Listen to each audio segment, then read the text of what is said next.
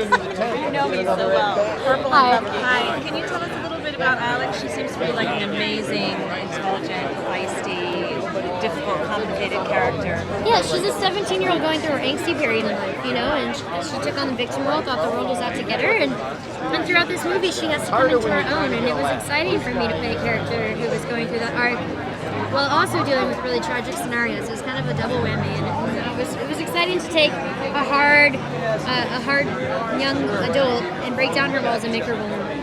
And the dynamic with her father is kind of interesting. She sort of has to teach him how to parent. Yeah, she teaches him how to parent, and he teaches her how to be codependent. And I think that was kind of a beautiful collaboration of communication between the two of them. What was it like working with George Clooney in such a dramatic, exciting part? I mean, George Clooney is a superhuman. I always use that word, and it's true. He can do anything from an acting standpoint, and also on a personal level, he's the most generous, the most philanthropic, the most grateful, brilliant, witty. There's so many positive adjectives to describe him that you might fall asleep by the time I finish listing them, but...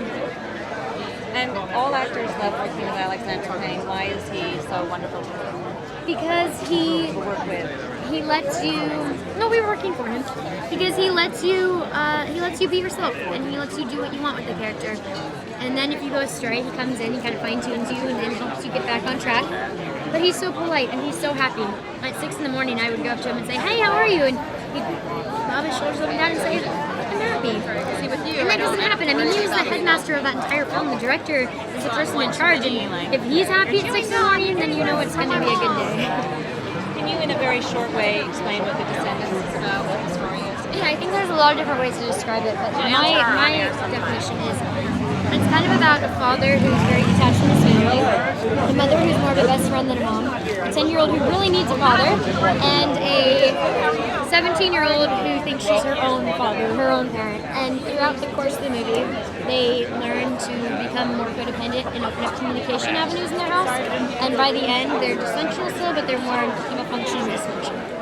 And why do you think audiences are responding so positively? I think they're responding because it's so real and it's so human. I mean, Alexander makes you laugh and cry, and they're not that tall. They're only like 3 inches. Ready? Come here. Come over here for 1 second. Come here. Take one shoe off. I'm still tall in real life. Stand on your barefoot. Stand on it. Whoa, it's a big shoe. Now put your shoes back on. Cheater.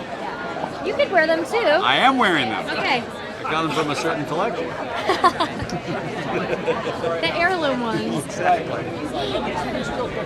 Sorry. No. So always daddy. Once a dad, always dad. So why do you think audiences are connected with this story? Alexander is he's a professional storyteller, and he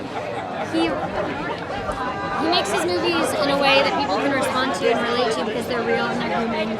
And a lot of movies aren't. They're glamorized or beautified, and this one is really kind of messy, and I think that's why people can kind of latch onto it.